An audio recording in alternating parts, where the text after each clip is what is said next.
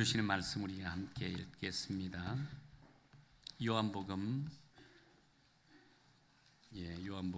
우리 함께 읽겠습니다. 20장 21절, 요한복음 20장 21절 한 절입니다. 한 절 우리가 한 목소리로 읽도록 하겠습니다. 우리 함께 요한복음 20장 21절 함께 읽겠습니다. 시작. 예수께서도 이르시되 너희에게 평강이 있을지어다. 아버지께서 나를 보내신 것 같이 나도 너희를 보내노라. 아멘. 계속 우리 강구를 했죠. 미성대학교 총장님으로 계시고 또 선교적 교회에 대해서 이론과 실제를 겸비한, 제가 아마 한국 교회 또 미주 교회 가장 선교적 교회에서 가장 이렇게 이론과 실제를 겸비한 분은 아마 없을 겁니다. 이분 그래서 귀한 총장님 오셨습니다. 아마 여러 군데 교회 또 집회도 하시고 몸도 많이 피곤하실 텐데 또 저희 교회에 와서 말씀을 전합니다. 제가 개인적으로도 몇 년 동안 교제하면서 참 인격적으로도 많이 참 제가 고개를 숙일 정도의 그런 인품도 가지고 계시고 또 선교적 교회에 대해서 정말 열정을 가지고 있는 그런 총장님이십니다. 정말 귀한 걸음하셨습니다. 나오실 때 감사와 한정의 박수를 하겠습니다.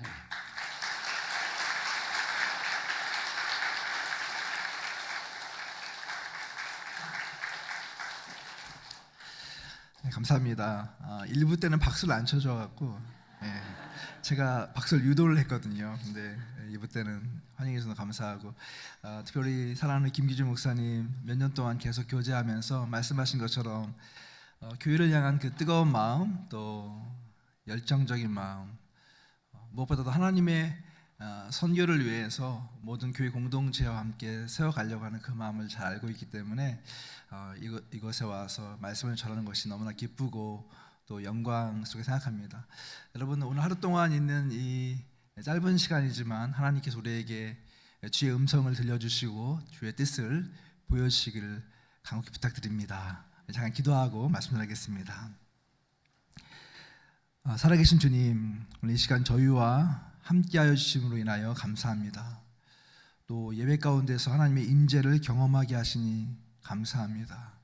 주님, 이 시간 우리가 우리의 생각과 우리의 모든 판단을 내려놓고 말씀하신 주님 앞에 우리의 주도권을 드리고 또 귀를 쓰는 시간 될 수 있도록 축복하여 주시옵소서. 감사합니다. 예수님의 이름으로 기도합니다. 아멘. 우리 옆에 있는 분에게 다시 한번 인사했으면 좋겠는데요. 이렇게 인사하면 좋겠습니다. 교회가 세상의 소망입니다. 인사 한번 하시죠. 한 번 더 인사하기 원하는데, 교회가 세상의 유일한 소망입니다. 한번 인사하시죠. 네. 교회가 세상의 유일한 소망입니다. 아멘. 여러분, 그렇게 믿으십니까? 네. 사실 우리가 교회를 다니면서 교회가 세상의 소망이 되고 희망이 된다고 하는 이런 메시지를 많이 이야기하고 또 고백하는 그런 이야기 중에 하나라고 생각합니다. 저는 미국에 이제 사역하고 또 섬기면서 제 마음을 가장 뜨겁게 했던 말 중에 하나가 바로 이 말이었습니다. 교회가 세상의 희망입니다. 교회가 세상의 유일한 소망입니다 라고 하는 이 말씀. 어쩌면 이 말씀이 저의 삶을 조성하고 또 이제까지 이끌어 온 것이 아닌가 생각이 듭니다. 근데 한 가지 안타까운 것은 뭐냐면, 우리가 이렇게 교회가 세상의 소망이고 또한 희망이라고 이야기하지만 실제로 우리가 지금 살고 있는 세상 속에서 사람들은 교회를 어떻게 바라보고 있을까요? 안타깝게도 많은 사람들이 교회를 향해서 교회가 진짜 세상의 소망이고 또한 희망이라고 이야기하는 사람들이 점점점 줄어들고 있습니다. 어떤 경우에는 교회를 다니시는 분들조차도 교회에 대해서 과연 교회가 무엇인가라고 하는 가장 본질적인 질문들을 하는 것이 오늘날 우리가 놓여져 있는 환경이 아닌가, 그런 생각이 듭니다. 그런 의미에서 볼 때는 우리는 참 많은 고민을 하게 되는 것 같습니다. 어떻게 교회가 세상에 소망이 될 수 있을 것인가 라고 하는 것이죠.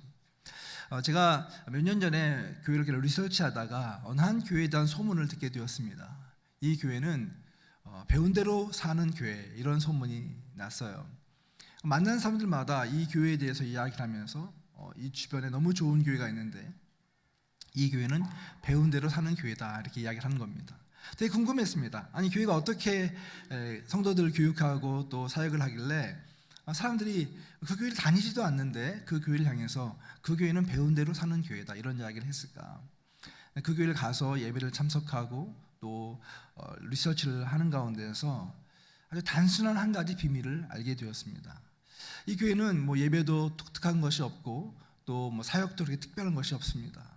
그런데 그 교회 예배를 마치고 나서 주중에 이제 소그룹으로 모임을 갔는데 소그룹을 굉장히 강조하고 또 많은 성도들이 그 소그룹에 참여를 합니다. 그 소그룹에서 하는 일들은 이제 주일날 목사님이 말씀을 전하고 그 전한 말씀을 가지고 삶을 나누는 것이죠. 뭐 우리도 많이 이렇게 하잖아요. 말씀을 나누면서 이 말씀에서 우리가 배운 것이 무엇이고 어떻게 이 말씀을 우리의 삶에 적용할 것인가라고 하는 것을 나눕니다. 근데 여기까지는 대부분 교회들이 하는 그런 사역입니다. 근데 거기에서 하나 독특하게 하는 것이 무엇이냐면 우리가 이 말씀을 어떻게 살아낼 것인가라고 하는 것을 같이 나누면서 각 개인의 삶에도 적용이 가능하고 또 동시에 우리가 이 공동체적으로 어떻게 이것을 할 것인가를 찾아내는 것입니다. 큰 것이 아니죠. 아주 단순한 것이지만 우리가 함께 이번 주에 함께 공동체적으로 이 말씀을 이렇게 살아내면 좋겠습니다. 그래서 하나의 아이템을 정하고 그것을 가지고 세상 속에서 실천을 하는 것입니다. 사실 여러분 이것이 별거 아닌 것처럼 보이지만 이 교회에 수십 개, 수백 개의 소그룹이 있는데 매주마다 그 소그룹에서 한 가지씩 실천 사항을 가지고 그 세상 속에서 삶을 살아내는 활동을 하는 것입니다. 그랬더니 그 주변에 있는 사람들이 이 교회 성도들을 보면서 왜 저 사람들은 저렇게 살지 하는 이런 질문들을 하게 되는 것이죠. 이것이 한 주, 두 주, 세 주, 1년, 2년, 3년이 계속 지나가면서 그 주변에 있는 사람들이 이런 이야기를 하는 것입니다. 저 교회 성도님들은 함께 모여서 예배하고 그들끼리 즐거운 그런 모임으로 끝나는 것이 아니라 배운 말씀을 가지고 삶의 자리에서 살아내려고 하는 노력을 기울이는 교회다. 그래서 배운 대로 사는 교회라고 하는 그런 별명이 붙여졌다고 하는 것입니다. 여러분 우리가 예수 그리스도의 복음을 가지고 세상 속에서 살아가면서 우리가 어떻게 세상 속에서 빛과 소금의 역할을 감당할 수 있을 것인가 라고 하는 그런 부담감을 다 가지고 살아갑니다. 그런데 그것은 아주 엄청나게 위대하고 엄청나게 거대한 사역을 통해서 이루어지는 것이 사실은 아닙니다. 그것은 우리의 일상의 삶 속에서 믿음의 고백을 통해서 우리가 정말 그 고백을 복음의 근거에서 살아낼 수 있는가, 이것과 굉장히 밀접한 연관이 있다고 하는 것을 우리는 배우게 되는 것이죠. 저는 또 미국에 있으면서 여러 교회들을 연구하고 또 공부하면서 몇 가지 중요한 그 레슨들을 배우게 되었습니다. 뭐 지난 한 10수년 동안 목사님 말씀하신 것처럼 학교에서 가르치고 또 리서치를 하면서 굉장히 많은 교회들을 방문하고 연구하게 되었어요. 어떻게 보면 아마 제 나이 또래 저처럼 많은 교회를 다니는 사람이 과연 있을까 할 정도로 진짜 많은 교회들을 방문하게 되었습니다. 그러면서 여러 다양한 형태들의 교회를 보고 또 새로운 운동들을 연구하면서 이것을 아주 압축하면 이 두 가지로 요약이 가능하겠다. 이게 굉장히 비싼 레슨인데 여기서 풀도록 하겠습니다. 첫 번째 레슨은 뭐냐면 여러분 실제로 미국 교회에서 역사가 오래되고 또 많은 좋은 교회들이 있지만 실제로 그 안에 들어가 보면 많은 전통적인 교회들이 지금 죽어가고 있습니다. 이 말은 무슨 말이냐면 우리 장로교나 감리교나 아니면 성공회나 사실은 가장 중요한 신학교와 또한 역사와 전통을 가지고 있는 교회들이 너무나도 놀랍게 드라마틱하게 그 영향력을 잃어버리고 교회 안에 가보면 너무 좋은 건물들을 가지고 있고 좋은 시설들을 가지고 있음에도 불구하고 사람들이 없이 텅텅 비어가는 그런 모습을 보이고 있다고 하는 사실이에요. 저는 한국교회의 미래를 바라보면서 한국교회도 비슷하게 갈 것이라는 생각을 합니다. 뭐냐면 우리가 가지고 있는 어떤 건물이나 어떤 요양적인 어떤 것들 프로그램이나 아니면 신학교나 이런 걸 통해서 교회가 생명을 유지하는 것이 아니라고 하는 것을 역사는 우리에게 보여주고 있기 때문에 그렇습니다.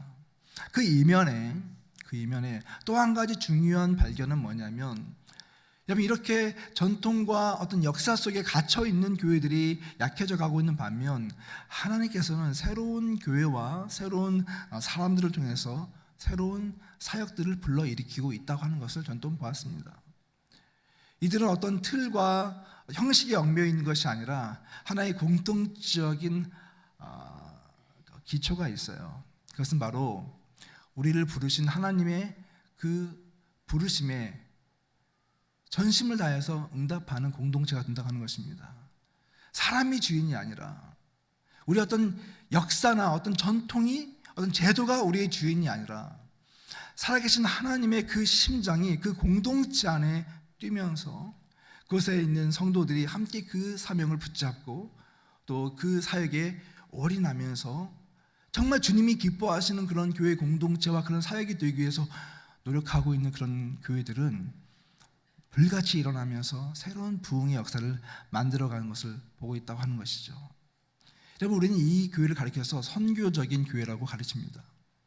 선교적인 교회, 이것은 어떤 개념적이고 관념적인 차원의 교회론이 아닙니다. 사실 이것은 운동이고, 하나님께서 이 시대에, 이렇게 세속화되어져 가고 있는 이 시대에 하나님께서 새로운 운동을 일으키면서 새로운 부흥과 갱신을 우리에게 가져다 주고 있는데, 그 가장 기본적인 것이 선교적인 교회의 그 개념이라고 하는 것입니다. 제가 오늘 교회 와서 되게 감사했던 것 중 하나는 뭐냐면, 교회 표어가 선교적 교회로 디자인하는 2023년. 한번 같이 읽어볼까요? 시작. 되게 멋있는 것 같아요. 목사님만 아멘 하시네요. 되게 멋있지 않습니까? 선교적 교회로 디자인하는 2023년. 이것은 단지 어떤 교회의 새로운 모습을 표현하기 위한 그런 구호가 아닙니다. 이것은 목사님이 갖고 있는 비전이며 동시에 우리 교회 공동체가 정말 새로운 교회가 되고 정말 하나님의 그 선교에 참여하기 위한 진심이 담겨져 있는 그 출발점이라고 저는 생각을 합니다. 여러분도 목사님 통해서 많이 들으셨겠지만, 이 선교적 교회라고 하는 것을 다시 짚고 넘어갈 필요가 있다는 생각이 듭니다. 많은 경우에 선교적 교회를 이야기하면서 성도님들이 그런 질문을 해요. 과연 선교적 교회는 무엇인가? 라고 하는 이 질문 말이죠. 제가 예전에 한국의 굉장히 큰 교회에서 4일 동안 선교적 교회 컨퍼런스를 한 적이 있었습니다. 이름만 대면 알 수 있는 굉장히 큰 교회고 영향력 있는 교회인데, 그때는 제가 초창기였습니다. 그래서 막 이론적으로 공부를 하고 준비를 많이 해서 이제 강의를 막 하고 이제 장로님과 함께 식사를 나눌 때였는데, 그 목사님, 그 장로님이 저한테 살짝 물어보더라고요. 목사님, 저희 목사님이 맨날 선교적 교회 이야기하고 또 교수님까지 오셔서 선교적 교회에 대해서 이렇게 이야기하시는데, 제 질문이 있습니다. 선교적 교회가 뭐예요? 이런 질문을 하시는 거예요. 그래서 제가 내가 강의를 잘못했구나 라고 이제 깨닫게 되었습니다. 선교적 교회는 어려운 것이 아닌 것이죠. 말 그대로 선교적 교회라고 하는 것은 어떤 새로운 것을 만들어내고 새로운 프로그램을 하는 것이 아니라 원래 성경에서 이야기하고 있는 가장 본질적인 교회론을 회복하는 것입니다. 여러분들이 평생 동안 교회를 다니시고 또 많은 교육을 받고 훈련을 받으셨다고 한다면, 교회란 무엇인가 라고 할 때 그 교회, 여러분이 가장 꿈꾸고 성경에서 이야기했던 그 교회를 회복하는 운동이 선교적인 교회라고 이야기할 수 있을 것 같아요. 그런데 여러분, 우리가 왜 굳이 그 교회에 선교적이라고 하는 단어를 붙였을까요? 그 말은 뭐냐면, 교회가 가지고 있는 가장 본질적인 사역 중에 하나인, 아니 가장 중요한 사명인 그 핵심 가치를 오늘날 교회가 잃어버리고 있기 때문에 그렇습니다. 그 핵심 가치는 바로 무엇입니까? 하나님의 선교에 우리 교회 공동체가 함께 참여하는 것을 의미하는 것입니다. 그런데 오늘 언제부턴가 우리가 선교를 이야기하면 많은 오해를 가지고 있습니다. 여러분, 제가 여러 군데서 이런 거 물어보잖아요. 그러면 선교에 대한 정의를 한번 말씀해 보세요. 그러면 굉장히 다양한 정의들이 있는 것을 알게 되었어요. 그러면서도 거기에 공통적인 것이 있습니다. 그것은 뭐냐면, 우리가 가지고 있는 전통적인 이해 방식, 즉 선교라고 하는 것은 저 다른 나라에 가서 먼 곳에서 복음을 전하는 사역들, 그리고 그 사역을 하기 위해서 부름받은 아주 특별한 사람들이 있는데, 그 사람들은 우리는 선교사라고 명칭을 붙이는 거죠. 근데 이 말이 틀린 것은 아닙니다. 우리가 해외에 가서 복음을 전하고 단기 선교를 가고 한 이런 모든 사역들이 선교라고 하는 큰 울타리 안에 포함이 되어 있는 것입니다. 그런데 문제는 뭐냐면 우리가 그 사역을 너무 강조하다 보니까 그 선교라고 하는 것이 나의 삶과 동떨어져 있고 내가 아닌 누군가가 하는 것으로 생각을 하게 됩니다. 그리고 우리의 사명은 선교사들을 돕고 선교를 후원하는 것이 나의 사명으로 생각하는 경우가 되게 많다고 하는 것입니다. 자, 그런데 여러분, 이 교회에 대한 새로운 고민을 하고 또 많은 도전 가운데서 진짜 교회가 무엇인가를 고민하는 시점이 왔습니다. 역사적으로 보면 1990년대 후반기에 접어들면서 북미 교회나 유럽 교회가 너무나 큰 위기에 처하게 되고 교회 성도들이 다 떠나가고 어떻게 보면 교회의 미래가 너무 암담할 때 많은 사람들이 이 질문을 하게 된 거예요. 과연 교회는 무엇인가? 진짜 교회는 무엇인가? 여러분, 성경에 보면 예수님께서 그분의 교회를 세우시면서 제자들에게 그렇게 이야기하지 않습니까? 성령에 의해서 세워진 이 교회는 음부의 권세가 결코 멸망시킬 수 없다. 이것이 주님이 우리에게 하신 그 교회에 대한 말씀이잖아요. 그런데 교회가 약해져 가고 연약해 가는 그런 모습을 보면서 많은 사람들이 고민을 하기 시작했습니다. 과연 교회란 무엇인가? 다시 말씀으로 돌아가서 성경을 읽기 시작한 거죠. 창세기부터 시작해서 요한계시록에 이르는 말씀까지 말씀을 가만히 들여다보고 연구하다 보니까 거기에서 드러난 하나님의 모습이 있는 거예요. 그 하나님은 바로 선교하시는 하나님이셨고 그 선교의 하나님은 그의 아들 예수 그리스도를 통해서 이 땅에 선교사의 모습을 우리에게 보여주셨습니다. 그래서 예수님은 누구시냐면 The First Missionary, 가장 중요한 선교사의 모형이 되는 것이고 그리고 그 예수를 따르는 제자들에게 주어진 소명이 무엇인가를 다시 발견하게 된 것이죠. 우리 잘 아는 말씀 마태복음 28장 19절 20절 말씀 우리 한번 같이 읽어보면 좋겠습니다. 같이 한번 보여주시면 좋겠습니다. 마태복음 28장 19절 20절 말씀 시작. 그러므로 너희는 가서 모든 민족을 제자로 삼아 아버지와 아들과 성령의 이름으로 세례를 베풀고 내가 너희에게 분부한 모든 것을 가르쳐 지키게 하라. 볼지어다 내가 세상 끝날까지 너희와 항상 함께 있으리라 하시니라. 여러분, 이 말씀은 우리가 대위명령이라고 부릅니다.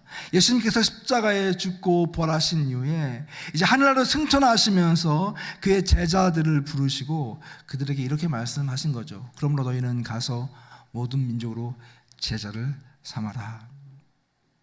그러므로 너희는 가서, 한번 따라하겠습니다. 그러므로 너희는 가서. 오늘 우리가 읽은 요한복음 20장 21절 말씀도 비슷한 말씀을 합니다. 아버지께서 나를 보내신 것처럼 나도 너희를 보내노라. 한번 따라하겠습니다. 나도 너희를 보내노라. 여러분, 여기서 말씀하시는 너희는 가서 혹은 내가 너희를 보낸다라고 이야기할 때 이 너라고 하는 대상은 누구일까요? 오랜 시간 동안 우리는 이 너라고 하는 사람들을 어떤 특별한 사람으로 인식을 해왔다는 것이죠. 아주 선교에 헌신하고 열정적인 어떤 열의가 있고 그리고 해외에 나가서 잘 적응하고 음식도 잘 먹고 뭐 이런 사람들이 선교사로 가는 것이라고 생각을 하는 것이죠. 그러면서 우리가 갖고 있는 오해는 무엇입니까? 이 선교는 나와 연관이 있는 것이 아니다. 나는 선교사가 아니다. 이런 생각을 하게 된 거예요. 오늘 목사님이 아까 인사 나누면서 난 선교사입니다. 이런 인사를 시키셨는데 제가 깜짝 놀랐습니다. 왜냐하면 제가 섬기고 있는 교회에서 리더 교육을 하다가 그때는 줌으로 모일 때였거든요. 섹션 브레이크를 하면서 거기서 어떻게 호칭을 시켰냐면 뭐 장로님, 권사님, 집사님 이렇게 얘기하지 말고 선교사님 이렇게 이야기하라고 했어요. 그랬더니 그 다음 바로 컴플레인이 들어왔습니다. 부담스럽다는 거예요. 그렇게 부르지 말라는 거예요. 그런데 부담스러운 용어죠. 그런데 여러분, 주님께서 우리에게 뭐라고 말씀하시냐면 이 선교적인 사명은 어떤 특별한 사람들에게만 주어진 특별한 지위가 아니라 예수를 따르는 모든 그리스도의 제자들에게 주어진 본연의 의무라고 하는 것을 우리에게 말씀해 주고 있는 것입니다. 여러분, 그걸 믿으십니까? 이게 아멘이 적어요. 여러분, 믿으십니까? 예, 여러분 그걸 믿고 안 믿고를 떠나서 이것은 성경에서 우리에게 가르쳐주고 있는 주님의 말씀이십니다.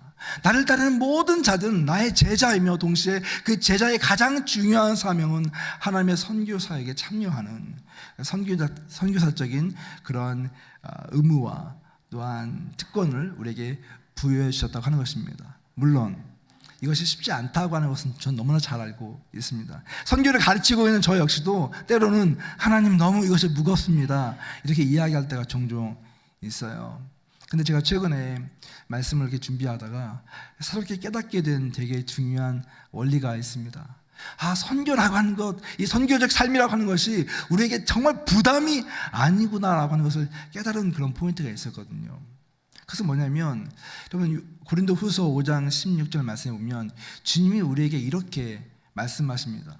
우리가 예수를 믿고 따르게 되면 우리의 변화가 발생하게 되는데 그 변화는 약간 어떤 살짝 그 전과 달라지는 삶을 의미하는 게 아니라 완전히 다른 삶.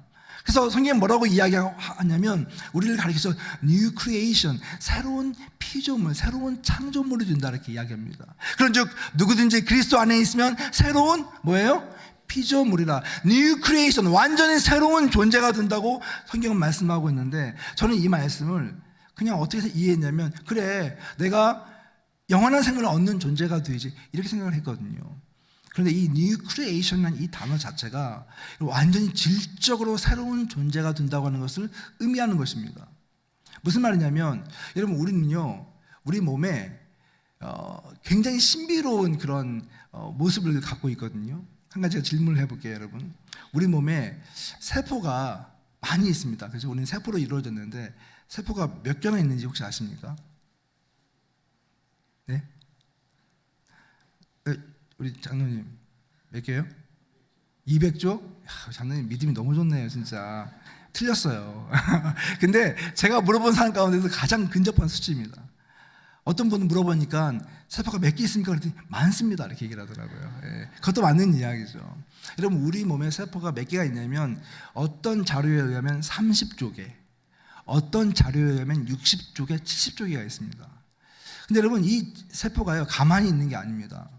하루에 세포가 생기고 죽는데요 하루에 3,300억 개의 세포가 생기고 죽습니다. 그러니까 여러분 몸은 너무 신비로운 몸이에요. 지금도 수많은 세포들이 새로 만들어지고 또 사라지고 있는데 제가 말씀드리고 싶은 건 이겁니다. 그 세포를 보게 되면 그 안에 핵이 있고요 그 핵 안에 염색체라는 게 있고 그 염색체 안에 뭐가 있어요? DNA가 있습니다. DNA에 유전자가 붙어 있어요. 그러니까 하루에 3,300억 개의 세포가 생기고 사라지는데 다른 말로 이야기하면 그 우리 몸의 DNA가 계속 생성이 되고 사라지는데 여기서 되게 중요한 질문. 그럼 이 DNA가 같을까요? 아니면 다양할까요? 네? 다양해요? 틀렸어요. 너무 신기한 건 뭐냐면 이 수많은 DNA가 다 동일합니다. 그래서 만약 우리가 누군가가 죽었잖아요. 수백 년이 지나도 그 사람의 어떤 몸이나 아니면 유물에서 그 사람의 DNA가 채취가 되죠. 이게 누구 것인가 나오게 됩니다. DNA는 우리 생명의 본질이고 또 생명의 지도와 같은 거예요. 제가 이 말씀을 왜 드리냐면 예수님께서 우리에게 새로운 피조물이다, 새로운 창조물이 되었다라고 하는 것은 뭐냐면 우리 가운데 새로운 DNA가 형성되고 있다고 하는 것을 의미하는 거예요. 예수님 십자가에 달려 죽으시기 전에 제자들과 함께 만찬을 나누시죠. 그러면서 떡을 떼시고 또 잔을 나누시면서 이렇게 말씀하십니다. 떡을 떼시면서 얘들아 이 떡을 먹어라. 이것은 나의 몸이다. 예수님 잔을 돌리시면서 뭐라고 말씀하시냐면 얘들아 이 잔을 마셔라. 나의 피 곧 언약의 피다 말씀하셨습니다. 요한복음 6장 54절에는 뭐라고 표현하고 있냐면 내 살을 먹고 내 피를 마시는 자는 영생을 가졌고 마지막 날에 내가 그를 다시 살리겠다라고 말씀하고 있어요. 즉 무엇을 의미하냐면 우리가 예수 그리스도를 믿고 예수 그리스도의 성만찬에 참여하고 그의 피와 그의 살을 먹는 순간에 우리 존재에는 예수님의 DNA로 가득 차게 된다고 하는 것입니다. 여러분 예수 그리스도의 DNA가 예수를 믿는 모든 제자들에게 심겨져 있다고 하는 사실이에요. 여러분 안에 예수님의 DNA가 심겨져 있습니다. 근데 여러분 그 DNA에 뭐가 있는지 아세요? 바로 유전자가 들어가 있어요. 그 유전자는 그 유전자를 물려준 누군가를 닮게 되어 있습니다. 저는 아들이 둘이 있거든요. 큰 아이가 있고 둘째 아이가 있는데, 둘째 아이가 축구 선수입니다. 축구를 되게 잘했어요. 초등학교 때 어떤 축구팀에 들어갔는데 얘가 한 시즌에 골을 거의 한 40골을 넣었습니다. 1부 때는 반응이 없던 2부 때는 놀라신 분이 계시네요. 한 시즌에 40골을 넣었으니까 어마어마한 거잖아요. 그래서 얘가 스카웃을 당하기 시작했어요. 그래서 더 높은 리그, 더 높은 리그, 더 높은, 나중에는 가장 높은 리그에 올라갔는데, 그게 아주 뭐 좋은 팀들이 이제 경영을 하는데 거기서 올스타 중에 한 명으로 뽑혔습니다. 그러니까 얘가 뭐 좋은 대학에서 연락이 오고 스카웃을 하려고, 고등학교 3학년 때 팬데믹이 발생해가지고 그 스카웃이 다 불발이 되었어요. 근데 어쨌든 얘가 이제 대학에 가서 이제 지금 축구를 또 하고 있는데, 참 너무 미안한 게 고등학교 때까지만 하더라도 걔가 막 거의 메시급이었거든요. 물론 메시가 키가 작긴 하지만 대학에 딱 가보니까 이 메시가 잘 통하지 않는 거예요. 아이들이 뭐 미국 아이들이 뭐 190, 뭐 2m 이런 애들이 질비하니까 거기서 축구를 하는데 한계가 되게 많더라고요. 짧은 다리. 이게 참 아쉬워요. 유전자를 저한테 물려받은 거예요. 그래서 아빠로서 너무 미안해요. 여러분, 어떻게 우리가 이것을 말하겠습니까? 아들로서 아버지를 닮는 것은 어쩌면 너무 자연스러운 것입니다. 예수 그리스도를 믿고 하나님의 생명의 유전자가 내 안에 있다고 하는 것은 뭘 의미하는 겁니까? 그것은 내가 예수 그리스도를 닮아간다고 하는 것을 의미한 겁니다. 내가 예수 그리스도를 사랑하는 만큼, 예수 그리스도를 알아가는 것만큼 나의 삶은 예수 그리스도의 생각과 예수 그리스도의 마음으로 가득 차게 되어 있는 것입니다. 나의 말과 나의 행동과 나의 이런 모든 실천들이 예수 그리스도를 닮아간다고 하는 것입니다. 내가 예전에 나의 인격적인 나의 어떤 이 인간적인 욕망이 가득 차 있었다고 한다면, 예수를 만나고 예수를 사랑하는 그만큼 나는 예수님의 그 십자가를 더 사랑하게 되고 예수님을 향한 그런 꿈을 꾸게 된다고 하는 것입니다. 즉 예수님께서 그토록 원하셨던 것, 그의 생명과 그의 목숨을 다 바쳐서, 그의 육체를 다 바쳐서 이 땅에 구원을 주시기 원하고 하나님의 나라를 세워가기 원하셨던 그분의 심장이, 그분의 열정이 우리 가운데 들어와서 나로 하여금 나의 욕심과 나의 어떤 성취를 위해서 살아가는 것이 아니라 바로 하나님의 나라를 위해서 내가 생각하고 꿈꾸고 기대하고 또 살아가는 그런 변화된 삶. 여러분, 선교적 교회라고 하는 것은 어쩌면 바로 하나님이 갖고 계셨던 그 마음을 품고 있는 성도들로 가득 차 있는 교회라고 저는 생각합니다.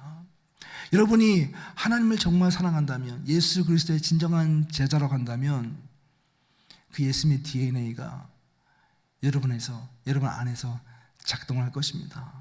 여러분에게 질문할 것입니다. 여러분에게 도전할 것입니다.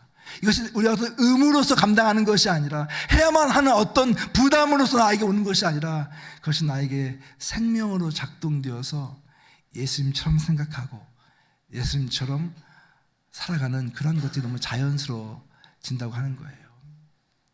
저는 이런 사역을 하면서 여러 교회를 다니면서 많은 성도들을 만나거든요. 근데 제가 깨닫게 된 것이 하나 있습니다. 정말 성도님들 마음 가운데는 주님을 향한 사랑이 너무 대단하구나, 이런 것을 제가 깨달아요. 어느 날 세미나를 하고 설교를 마치고 나면 가끔씩 찾아오는 성도들이 있습니다. 이런 고백을 해요. 목사님, 제 마음 가운데 있는 이 열정과 이 열심이 난 잘못된 것인 줄 알았습니다. 근데 목사님 말씀을 듣고 또한 이런 강의를 통해서 이것이 너무 자연스럽다고 하는 것을 알게 되었어요.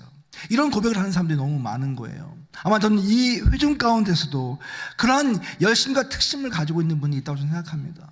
분명히 여러분 마음 가운데 하나님이 주신 그 선교적인 DNA, 생명의 DNA가 있기 때문에 주님께서 여러분의 마음 가운데 오늘 도전하셔서 나의 삶을 통해서 주의 나라를 위해서 끝까지 헌신하는 것이 얼마나 가치 있는 것인가라고 하는 것을 깨닫게 하실 거예요. 혹 여러분 가운데 힘이 없고 너무 나이가 들고 할 수 있는 능력이 없다고 생각하시는 분이 있다면, 아니요. 하나님께서는 여러분의 생명이 다하는 그 순간까지 여러분의 무릎과 여러분의 기도를 통해서 하나님의 나라를 위해서 살 수 있는 그런 용기와 힘과 능력을 부여해 주실 것입니다. 그렇기 때문에 우리는 어떠한 상황 가운데 있든지 어떠한 자리에 있든지 하나님의 나라를 위해서 쓰임받을 수 있는 그런 선교적 존재로서 지금 우리를 부르셨다고 하는 그 사실이에요. 한 가지 또 한 가지 우리가 짚고 넘어갈 것이 있습니다. 선교라고 하는 것은 그런 의미에서 예수님이 말씀하신 예루살렘과 온 유대와 사마리아와 땅 끝까지 미치는 것입니다. 예수님께서 그렇게 말씀하셨습니다. 오직 성령이 너에게 임하시면 너희가 권능을 받고 예루살렘과 온 유대와 사마리아와 땅 끝까지 이르러 내 증인이 될 것이다. 근데 우리는 이 말씀을 어떻게 오해해 왔냐면 예루살렘의 선교가 끝나고 온 유대가 선교가 끝나고 지금은 온 열방을 향해 나아가는 시간이라고 생각을 하고 있습니다. 맞습니다. 그런데 한 가지 잊지 말아야 될 것이 있습니다. 예루살렘과 온 유대와 사마리아와 땅끝은 함께 공존하는 것입니다. 지금 오늘날 가만히 보면 가장 가까운 선교지가 있습니다. 그 선교지가 어디입니까? 바로 우리의 가정이 선교지가 되었어요. 여러분의 자녀들, 너무나 안타깝게도 오늘 많은 자녀들이 주님의 신앙으로부터 떠나가는 것을 보게 됩니다. 근데 이번에 제가 한국에서 컨퍼런스를 하면서 많은 전문가들을 만나보니까 그렇게 이야기하더라고요. 오늘날 청소년들, 다음 세대 청년들 복음화율이 3%래요. 3%. 이 3%라고 하는 것은요, 우리가 지금 이야기하는 미전도 종족을 의미하는 것입니다. 미전도 종족이 저희 자녀들이 되었습니다. 가장 가까운 곳에 선교지가 있습니다. 우리가 있는 이웃은 어떻습니까? 우리가 놓여져 있는 이 부천시는 어떻습니까? 우리가 주변에 볼 때마다 이 모든 환경이 선교지로 변화하고 있는 것을 우리는 보게 됩니다. 저 이번에 와서 또 놀란 것이 뭐냐면 이렇게 한국에 외국 사람이 많다는 걸 보고 또 놀라게 되었습니다. 한국 자주 오는 편이거든요. 근데 올 때마다 하나님께서 이 한국이라는 조그만 나라에 수많은 사람들을 보내주면서 복음을 이 땅에서 전하라고 우리에게 말씀하고 있는 것입니다. 즉 예루살렘과 온 유대와 사마리아와 땅 끝까지 이르러서 내 증인이 들어가는 것을 지금 저와 여러분에게 도전하고 있는 것입니다. 마지막으로 이런 말씀을 좀 드리고 싶어요. 우리가 하나님의 선교를 감당할 때 그럼 어떻게 그것을 감당할 것인가라고 하는 그 질문이죠. 여러분, 하나님께서는 우리에게 이 선교적인 사명을 부여하시면서 너의 능력대로 너 혼자서 이 일을 감당하라고 우리를 부르시지 않으셨다고 하는 것입니다. 성경에 보면 예수님께서 제자들을 세상으로 보내십니다. 그런데 여러분, 예수님이 제자들을 어떻게 보내세요? 한 명씩 보내십니까? 아니요, 둘씩, 셋씩 짝을 지어서 보내십니다. 그 말은 무엇이냐면 우리가 세상 속에서 주의 사역을 감당할 때 이 공동체적인 사역을 하는 것이 너무 중요하다라고 하는 것을 우리에게 도전하고 있는 것이에요. 제가 아는 한 교회 이야기를 하고 좀 이야기를 마무리하고 싶은데요. 이 교회는 텍사스 어스틴이라고 하는 동네에 있는 교회입니다. 제가 이 교회 소식을 듣게 되었어요. 제가 있는 곳은 LA 로스앤젤레스이기 때문에 거기까지 가려면 비행기를 타고 한 서너 시간을 가야 됩니다. 근데 이 교회 소문이 너무나 아름답게 났어요. 청년들이 엄청나게 많이 모이고 새로운 어떤 선교적인 그런 운동이 이 교회에서 발생하고 있다고 하는 이야기를 듣고 제가 목사님에게 이제 이메일을 보내고 약속을 잡고 그 교회를 찾아갔습니다. 근데 이 교회를 가자마자 참 놀랐던 건 뭐냐면 고등학교 강당에서 예배를 드리는데 이제 차를 주차장에 파킹을 하고 예배당을 가잖아요. 근데 그곳에 온 젊은 사람들이 예배당을 가기 위해서 뛰어가듯이 막 달려가는 거예요. 수백 명의 젊은이들이 막 뛰어가는 겁니다. 제가 좀 일찍 왔거든요. 저도 모르게 막 같이 뛰어갔죠. 뛰어가서 이제 맨 뒷자리에 앉았는데 너무 희한한 광경을 보게 되었어요. 젊은이들이 앞자리부터 앉기 시작하는데 그 순식간에 그 몇백 석이 되는 자리가 가득 차는 겁니다. 와, 그래, 이런 교회도 있구나. 예배가 얼마나 뜨겁고 또 얼마나 정말 아름답게 예배를 드리는지 참 큰 감동을 받았어요. 그런데 저에게 있어서 진짜 감동은 이것이었습니다.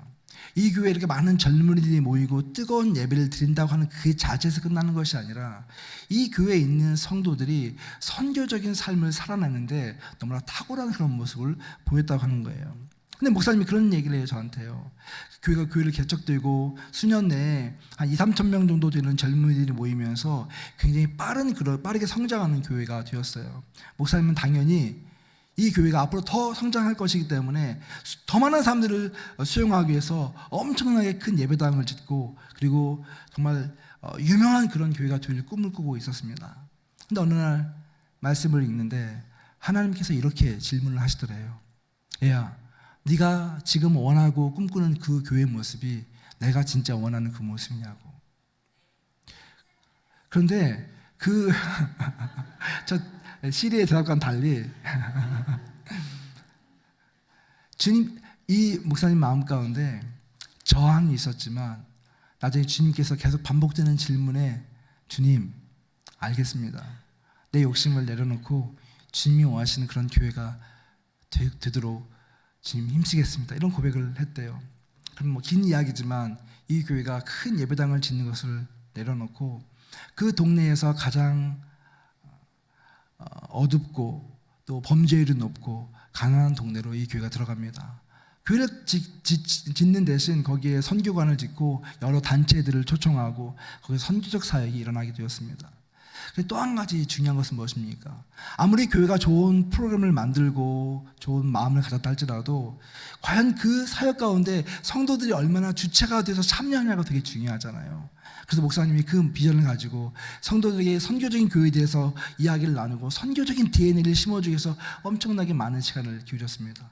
그리고 어느 날 이렇게 도전을 했습니다. 여러분, 선교는 우리의 일상 가운데 이루어지는 것이고 이 선교의 주체는 여러분이 되셔야 합니다. 혹시 이 사역에 참여하고자 하는 사람이 있다면 신청해 주세요. 소수의 사람들이 신청을 했습니다. 그래서 그들과 함께 선교적인 공동체라고 하는 걸 처음 시작하게 됐는데 어려운 것이 아닙니다. 이것은 뭐냐면 일상의 삶에서 함께 공동체로 모여서 같이 말씀을 나누고 기도하고 하나님의 마음이 어디에 있는가를 찾는 그런 모임이거든요. 대학생 2명이 이 모임에 참여를 했습니다. 그리고 이 대학생들이 캠퍼스에서 같이 기숙사에서 시간을 보내면서 밤마다 모여서 기도를 하고 말씀을 나누고 하나님의 뜻이 어디 있는지를 간구했습니다. 근데 어느 날 한 청년이 지나가다가 이 청년들에게 질문을 했습니다. 야, 니네 밤마다 만나서 뭔가 하는데 뭐 하는 거냐고. 그래서 이 청년들이 마음을 나누었죠. 우리는 예수를 믿는 사람이고 삶을 나누고 사랑을 나누고 말씀을 나눈다고. 그때 그 청년이 믿지 않는 청년인데 내가 그 자리에 한번 가도 되겠냐고 질문을 하더래요. 그래서 초청을 했습니다. 그 모임에 와서 이 청년이 함께 마음을 나누고 말씀을 나누면서 예수 그리스도를 받아들이는 사람이 되었어요. 그러니까 얼마나 감사한 일입니까? 전화를 했어요. 목사님, 저희가 한 명을 전도했습니다. 그랬더니 보통 그러면 어떻게 되겠어요? 그 친구를 교회로 데리고 오라고 하지 않겠습니까? 근데 이 교회에서는 기다려. 그러면서 목사님과 중직들이 그 캠퍼스를 찾아갔습니다. 그리고 그 청년에게 복음을 전하고 그 교회 수영장에서 세례를 베풀었어요. 그리고 세례를 베푼 장면을 비디오로 찍고 그를 성도들에게 다 나누어 줬습니다. 성도들이 이것을 보면서 되게 감동을 받았겠죠. 조금 시간이 지났습니다. 그랬더니 또 한 명의 청년이 은혜를 받고 이 모임에 들어와서 세례를 받게 되었습니다. 다 교회 그 캠퍼스에 찾아가서 이번에는 수영장이 아닌 분수대에서 세례를 줬습니다. 그리고 이것을 다 비디오 라이브로 찍어서 성도들과 공유를 했습니다. 그런데 여러분, 어떤 일이 발생했냐면 이 작은 2가지 사건이 성도들의 마음을 도전하기 시작했습니다. 성도들 가운데서 이런 선교적 삶이라고 한다면 나도 할 수 있겠구나 그러면서 그 사역에 참여하고 지원하는 사람들이 생기기 시작했어요. 나중에는 이 교회에 300개의 선교적인 소그룹이 생겼습니다. 그리고 그들은 매주마다 모여서 함께 기도하고 또 세상을 섬기기 위해서 다양한 모습으로 그 활동을 하기 시작했습니다. 밖에 나가서 집에 없는 가난한 사람들을 돌보기도 하고 고아들을 돌보기도 하고 또 노인들을 돌보기도 하고 노숙자를 돌보기도 하고 거리를 청소하는 사람들도 생기고 뭐 여러 가지 사역들을 하면서 그 지역을 섬기기 시작했는데 놀랍게도 이 교회가 그 지역을 변화시키는 그런 역할을 감당하게 되었다고 하는 것이에요. 더 많은 젊은이들이 그 선교적인 모습을 보면서 감동을 받고 그 예배당으로 몰려들기 시작했고 나중에는 이 교회가 8,000명, 9,000명 성장을 하면서 전국적인 그런 영향을 미치는 교회가 된 것을 저는 보았습니다. 저는 여러분에게 이렇게 말씀을 드리고 싶어요. 여러분, 선교적인 교회, 선교적인 삶이라고 하는 것은 우리에게 엄청난 부담을 주는 그런 사역이 아닙니다. 여러분, 만약에 예수 그리스도의 생명이 여러분에게 있고 그리고 예수님이 주시는 그 마음을 가지고 우리 일상의 삶에서 복음을 살아내고 또 세상을 변화시키기 위한 그런 봉사와 활동을 한다면 우리 가운데 어떤 마음일까요?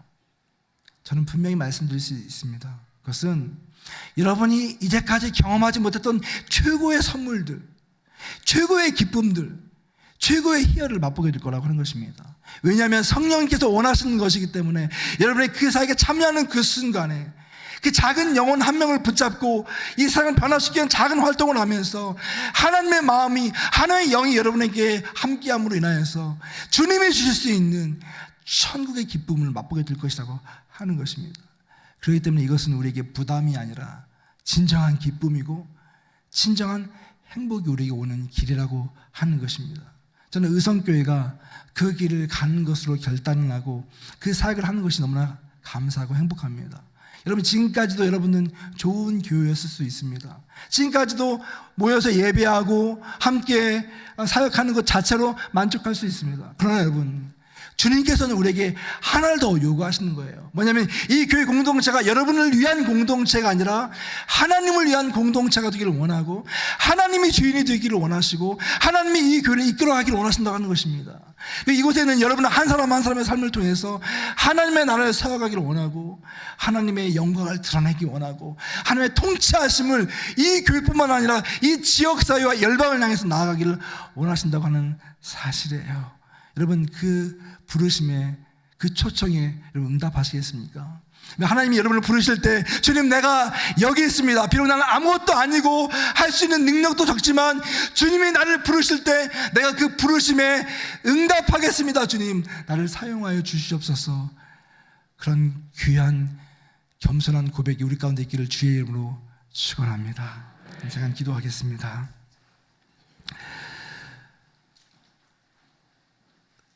사랑의 주님, 사랑하는 의성교회 공동체를 통하여서 선교적인 소명과 또한 부르심을 주시니 감사합니다. 주님, 우리가 이 선교적인 사명을 부담으로 갖지 않게 하여 주시옵소서. 하나님, 우리에게 주셨던 예수 그리스도의 그 DNA가 우리 가운데 깊이 뿌리 박혀서 그것이 자라 아버지 하나님 많은 열매를 거둘 수 있는 제 선교적인 사명의 길로 나아갈 수 있는 우리 모두가 될 수 있도록 축복하여 주시옵소서. 예수님 이름으로 기도합니다.